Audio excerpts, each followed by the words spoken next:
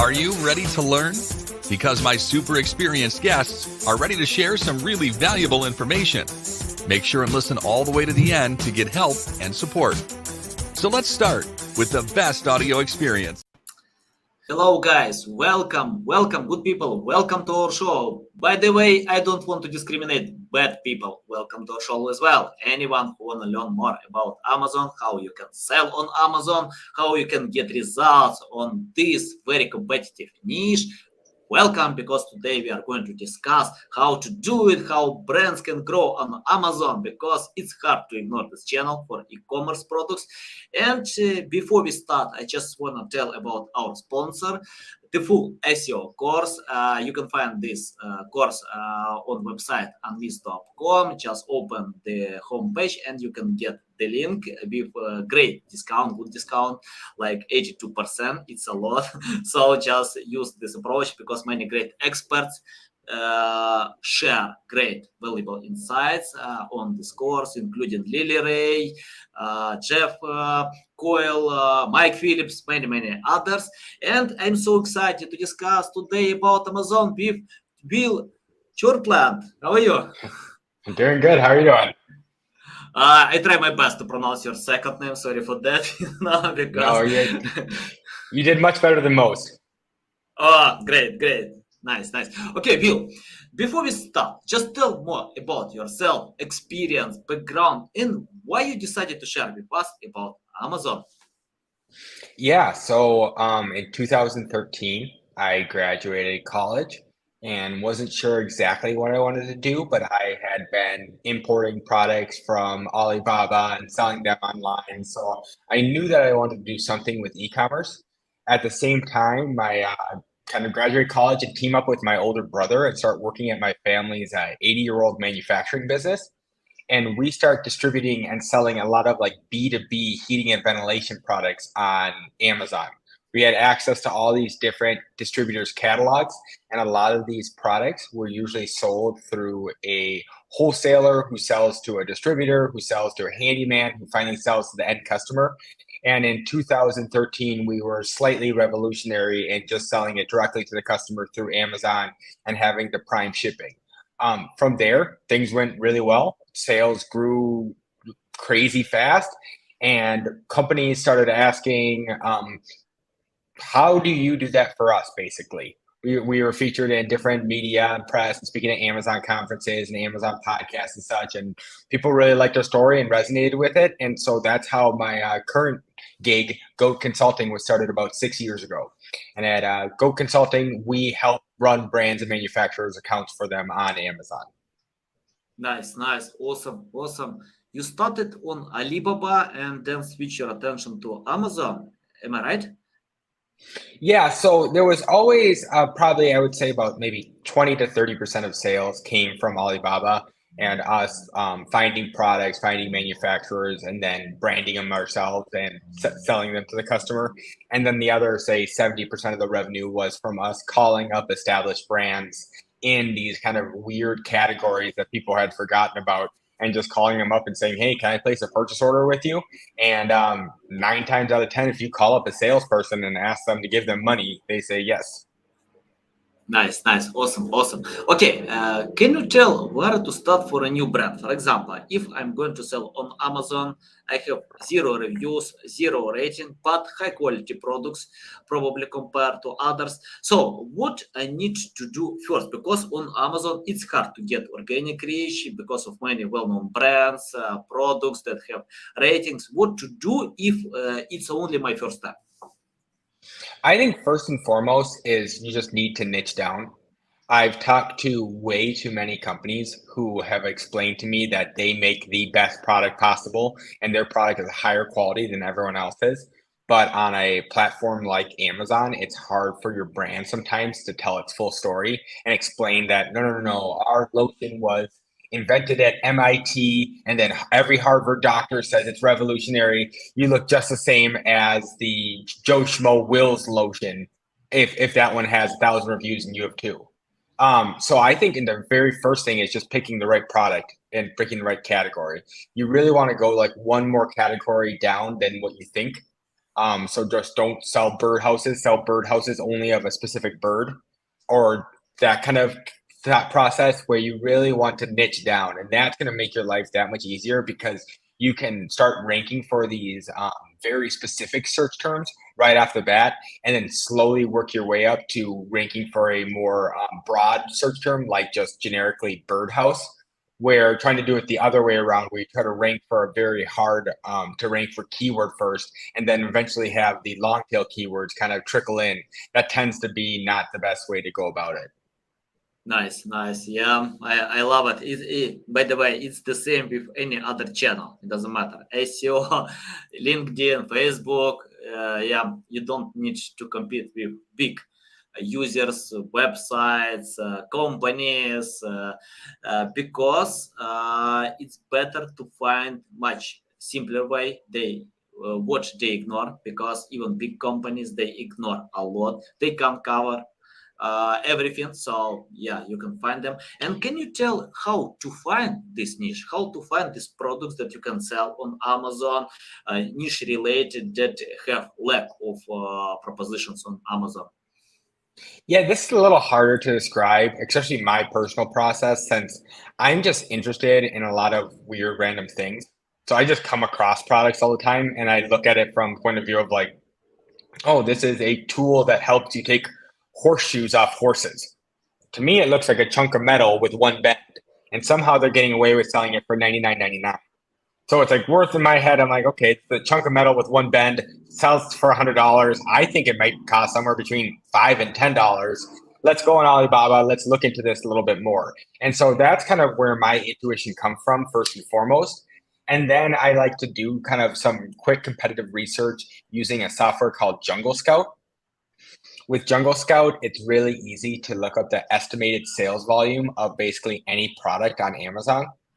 And so then I would look at horseshoe removing tool, search that into Amazon, add up all the revenue on that first page, and then add up all the reviews on that first page.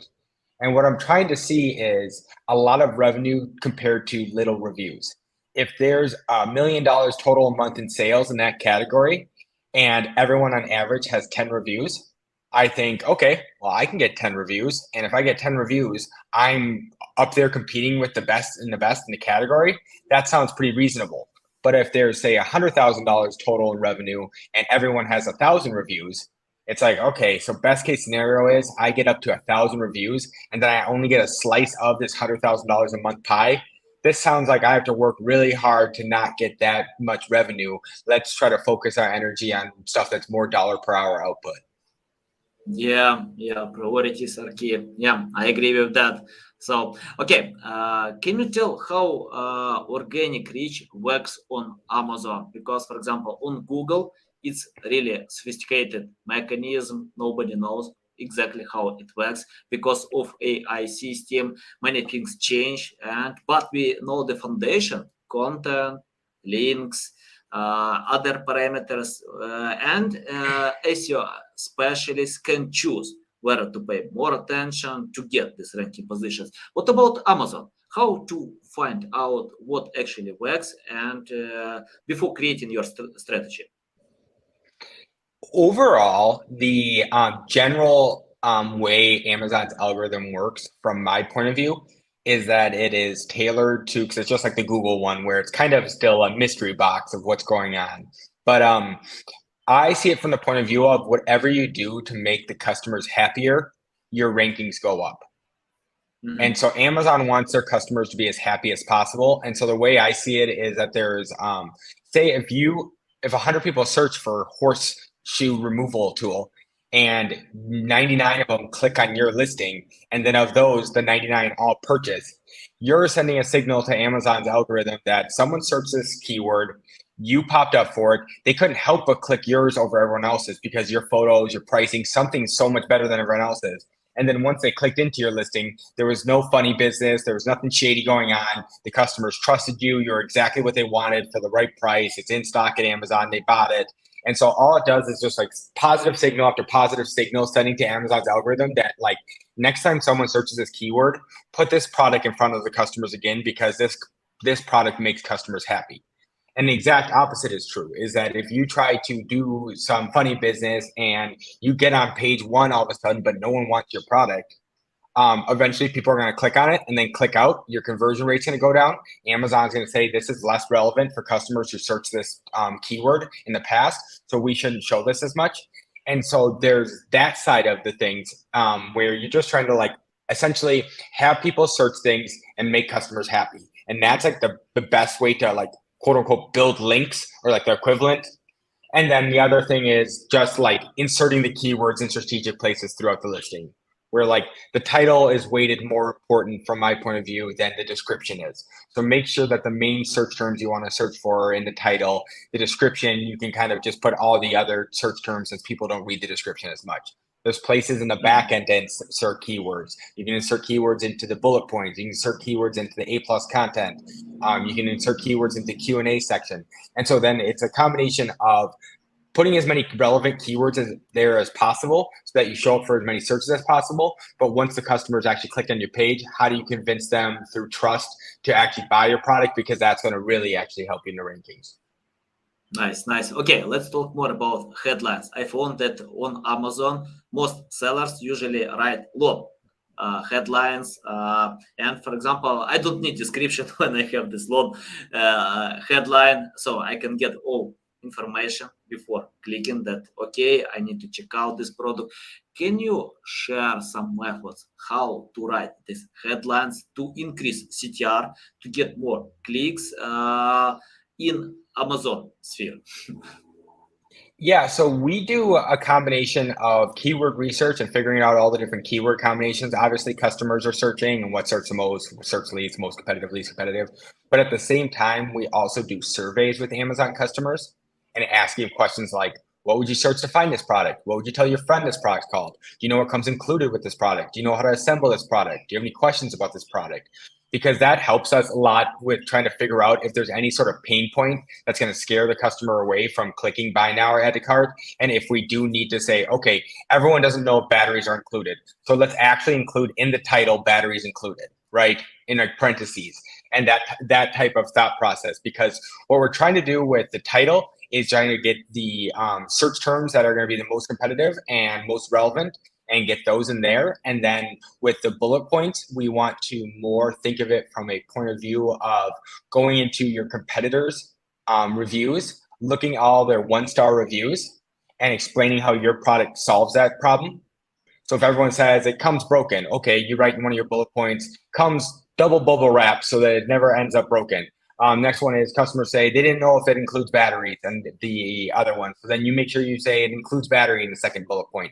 And basically you want a customer, if they are researching around, subconsciously to look at the listing and feel comfortable. And that's usually through our survey results. And then also if they're doing hardcore research, they looked at all the competitors' reviews or trying to figure out what's best. If you go in there, explain all the problems and how you solve them, you sound like the hero compared to everyone else.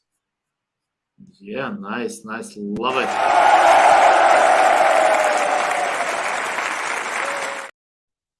By the way, this guy from North Korea, they have no Amazon. Probably they will have in the future. I hope for that.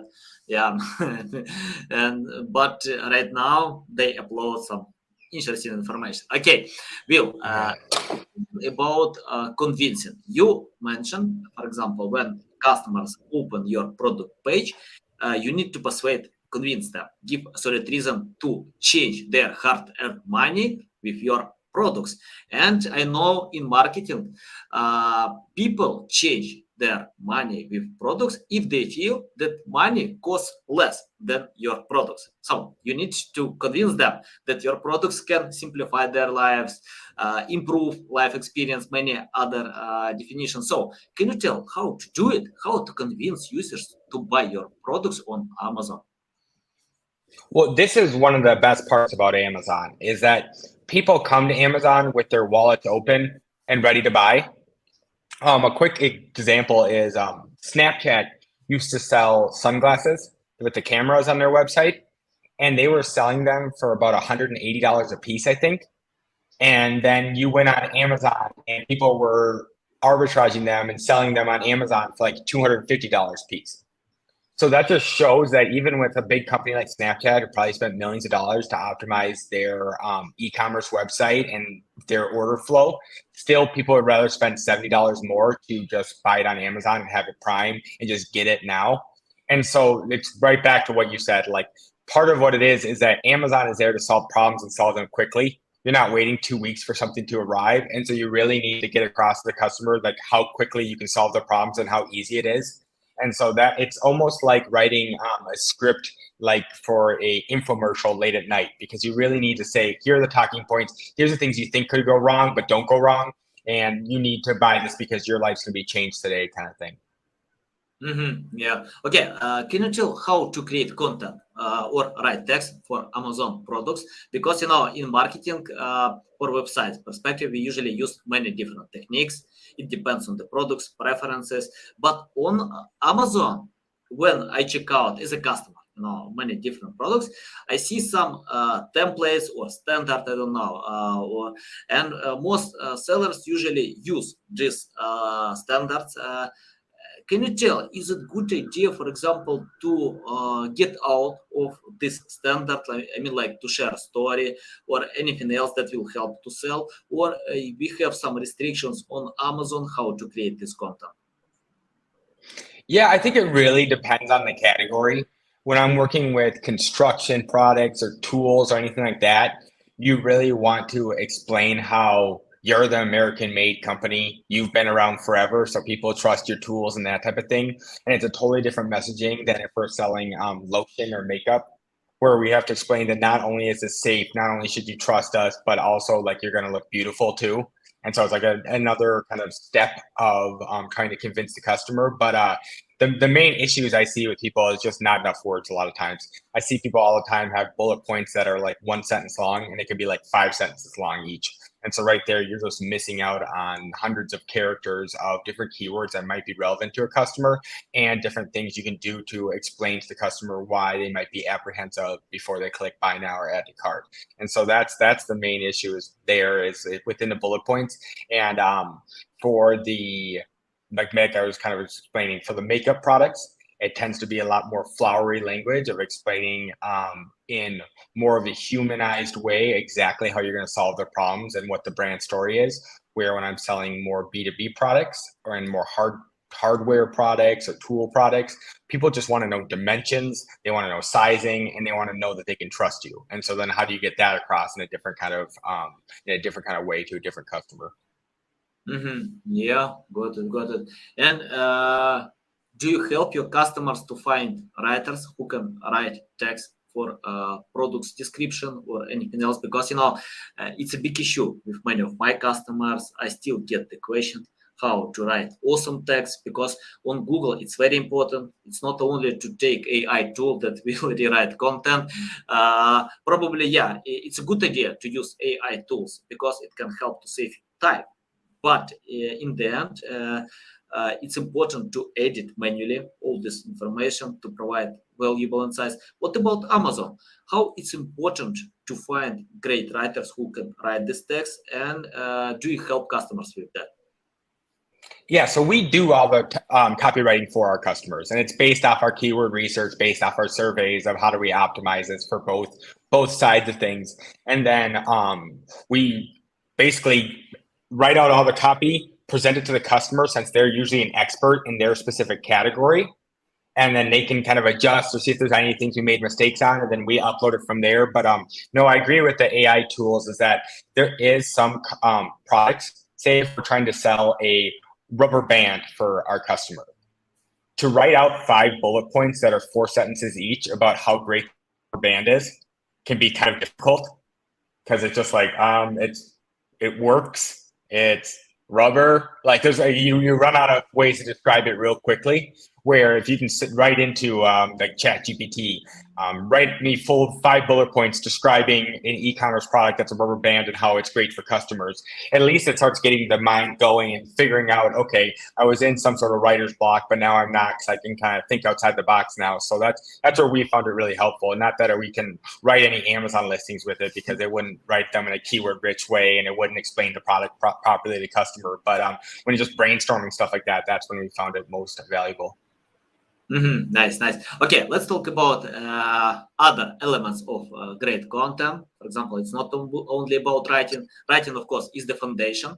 I think, if I need to invest a lot or distribute money between different channels, I usually spend more money with writing and editing because, for example, Wikipedia shows great results. Many other websites, they don't create awesome design, but they have valuable context, and customers need this context. But anyway, we need other content like pictures, photos, other elements. Can you tell about other elements, including photos, videos? Do we need to hire professional photographers or I don't know, designers who can create this content, and how it's important for increasing sales?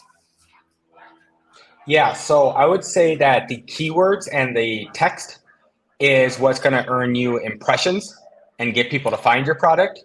But what's going to convince them to buy your product more times than not is the photos.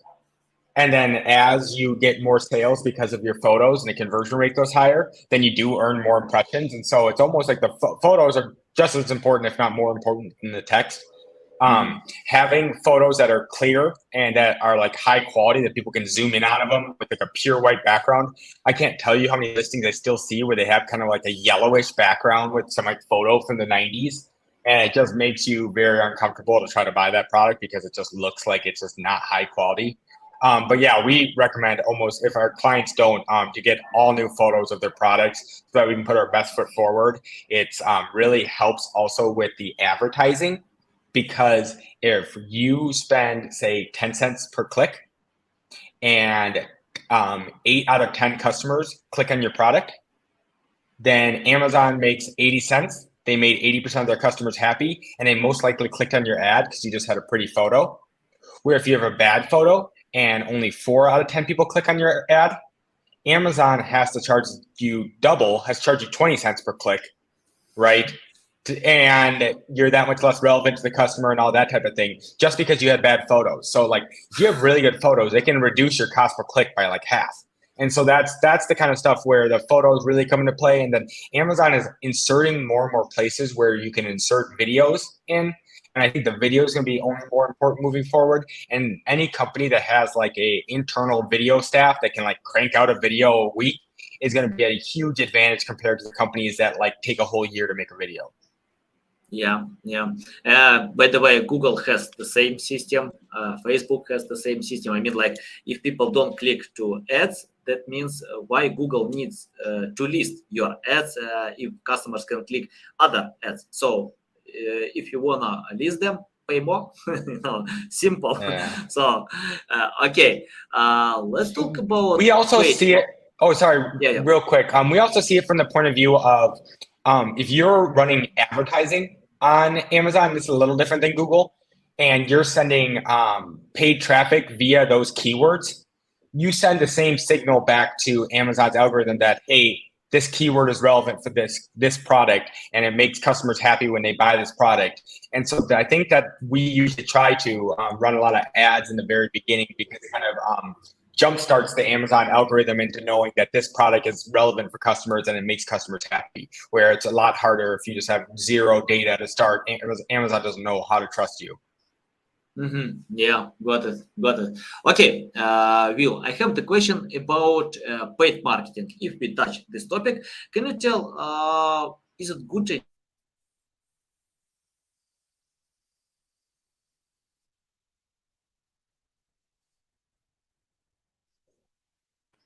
probably we had some connection problem right now? It's okay. Yeah, sorry, I missed the end of your question. Can you ask that question again? Yeah. What do you think about paid ads on Amazon? Do we need to set up paid marketing on Amazon? Because I usually check out both organic reach and paid ads. It's hard to differentiate for customer perspective. When I see, I can feel it's the same content. But anyway, can you tell how much does it cost, and do we need to use paid ads in order to increase sales and even organic reach on Amazon? Yeah, I think ads are pretty mandatory. Amazon did like $40 billion in revenue on their advertising last year, so it's a big growing arm. They're coming out with more and more advertising tools. I would say the sophisticatedness of Amazon ads is still similar to like Google ads in 2006. Like there's still not a lot of granular things you can do. It's still hard to do some demographics and that type of thing, or advertise by state and that type of thing. But yeah, I think it's really important to not only make sure that you send positive signals to the Amazon algorithm that your product is relevant to customers, but also with them coming out with a new advertising type like every 2 weeks. I always assume that it's going to be the cheapest day one, as you or might be the first person to be bidding on steak knives as a video ad or something. And then it's only going to become more and more crowded, more and more competitive as time goes on. And so, just like any person who's in marketing, the whole name of the game is being quick and being the first one there where the CPM and CPC is as cheap as possible. Wait till the crowd comes and find a new place where CPC is cheap. Yeah, okay, I got it. I have the question about common mistakes. Can you list mistakes that companies, sellers still do, and how to find a much better way? The most common mistake, unfortunately, we see is just people just not having their product in stock. We see all the time where it's like, oh, you guys did $2 million this year, you did $1 million last year, and 30% of your products weren't in stock all year. So like if we can just keep everything in stock and advertise them and actually let the sales compound on each other, who knows where you would be. So like keeping products in stock is one of the biggest issues, especially the last couple of years with supply chain and that type of stuff. But the other issues we see is people who don't advertise, and then lastly, people who don't have brand registry. If you don't have brand registry within Amazon, you haven't like told Amazon that you are the official brand owner, and so other people can edit your listing. You can't create a storefront. You can't create A+ content. You can't do certain types of advertising. And so getting like the correct just like foundation down of making sure you actually have a trademark, you have brand registry, and you have GS1 barcodes is like the simplest thing that we see people mess up all the time. Okay. Let's talk about other marketing channels. For example, if I sell on Amazon, I have all my items in store, everything is fine. But anyway, I'm going to sell them on my website as well. So I use other marketing channels. Do you think it's a good idea to create similar content to Amazon that I have on my items? And what about uniqueness? So I need to pay twice for copywriting, editing text, creating content, or it's better, or I can use the same content? I wouldn't recommend using the same content just because in like a Google SEO search might be like best big screen TV 2022, where like no one would ever search that in Amazon.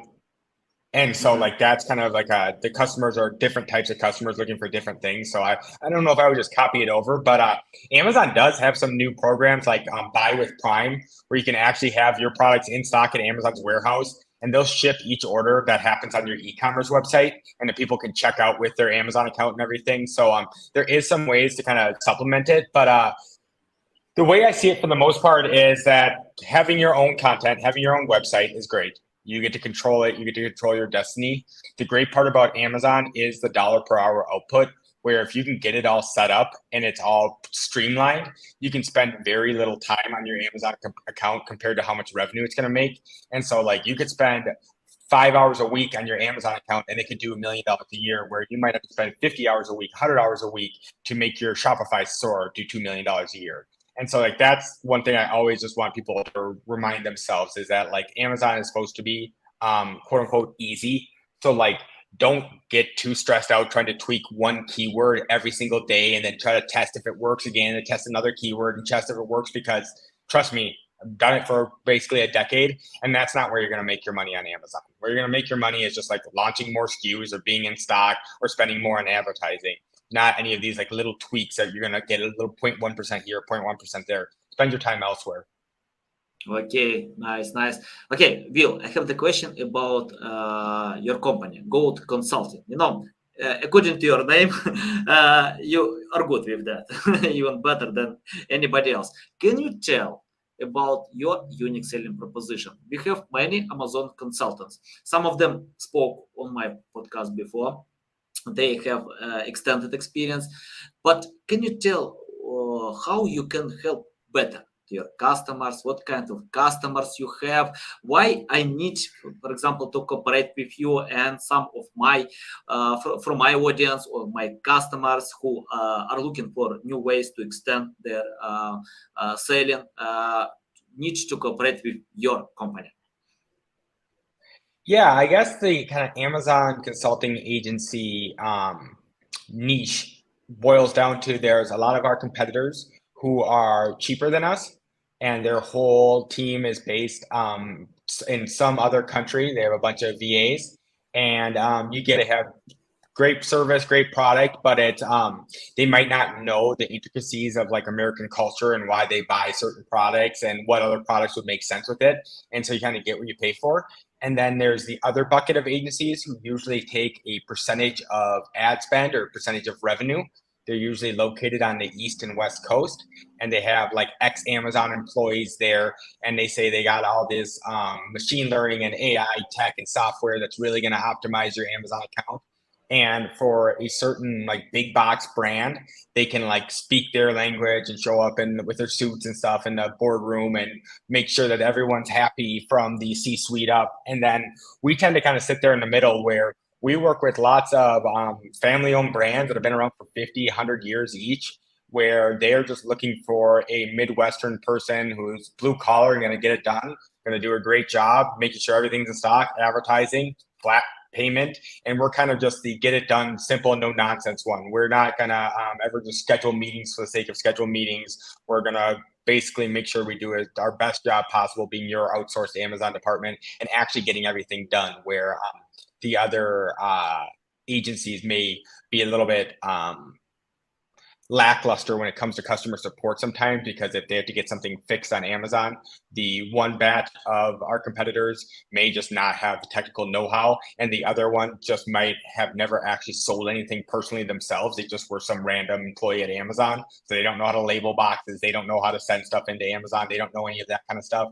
And so my hands-on expertise of actually just stacking pallets and doing everything myself from a distributor's point of view, a brand owner's point of view, a private labeler's point of view really helps us kind of give a holistic experience.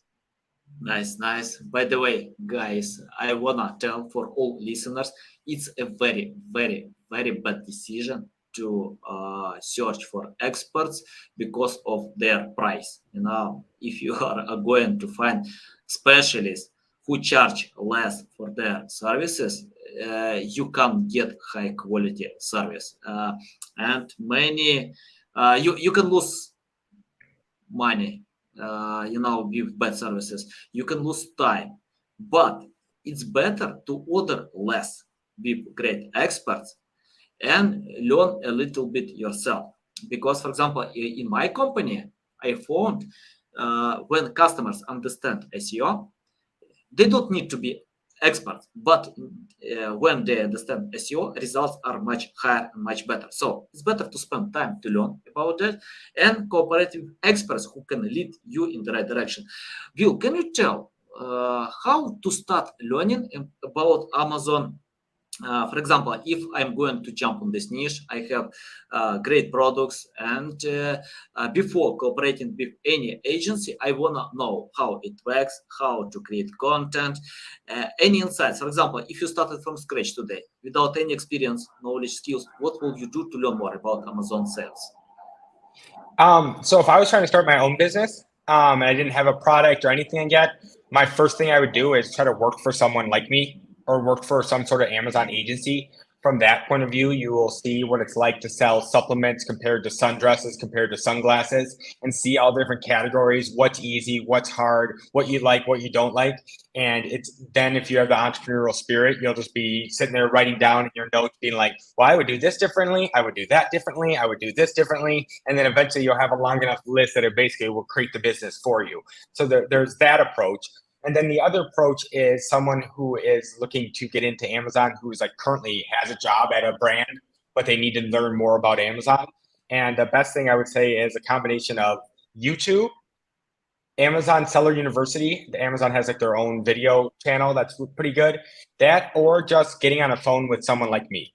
is that I have like introductory calls all the time where people think they're asking really dumb questions, but they need to be asked. They don't know, and you don't know what you don't know, right? And so they ask questions to me for an hour, and then they can at least know at the end of that, okay, we do want to do Amazon, or we don't want to do Amazon, or we do want to do Amazon, but just these products, or okay, it looks like we need to hire 3 people full time, not 1 person full time. And at least they have a better idea of what the next steps are moving forward, opposed to them trying to Google like, how do I get my brand on Amazon? What's the best agency? Which that's going to get you wherever it gets you. Nice, got it. Okay, Will, I have the question about the future. Can you predict the future on Amazon? Because many things are coming. Probably they will change the industry. But for example, when someone can tell that SEO is dead, Amazon is dead, Instagram is dead, I usually reply, okay, we can see it's growing. It doesn't drop in one day without any results. It takes time to change habits, to adapt to new environment. Anyway, can you predict what kind of future will be on Amazon and how to adapt today to this future? I think Amazon advertising is just going to keep getting bigger. Amazon does a really good job of like doing zero shady stuff to get information about customers. They'll just straight up ask you, do you like the Dallas Cowboys? Did you have a kid lately? Like that will like pop up on your website. They'll just ask you. They don't try to like make inferences or do anything weird. And so people really trust the Amazon ads because they tend to not do anything weird or follow you around the web the same kind of way, say, like Facebook ads do. And the next step is Amazon is just starting to allow people who don't sell physical products on Amazon to advertise on Amazon. And that's where that cost per click is going to get crazy. As you asked kind of earlier, what's advertising costs, and it's anywhere from like say 50 cents a click to $10 per click kind of thing. Where once you are starting to be able to sell homeowners insurance to people who are buying anti-flood devices on Amazon, that customer might be worth $10,000. So the cost per click might be $150. And now you're selling, you have Geico ads next to someone who's buying a tire repair kit. And, and you start kind of going down that rabbit hole. You start selling health insurance to people who are buying stuff for their heart, and like all that kind of stuff. That's where it's really going to get that really expensive cost per click that's going to get into the hundreds, if not thousands of dollars. And those are also the companies, not some guy spelling a spatula. It's like Geico, Ford, banks. Like those are the people who actually spend the big advertising bucks, not like Joe Schmo trying to flip some spatulas. And so the $40 billion in revenue they did in advertising last year could easily be like doubled, if not more, honestly. Nice. Okay, Will, I have the final question about you. Can you tell the best way how to keep learning from you, how to follow you, where you share a lot of information? Tell our audience they can reach out to you, follow you, get some valuable insights about Amazon, about updates, any information about that. Yeah, as you mentioned earlier, I got kind of a weird last name, so I'm pretty easy to find.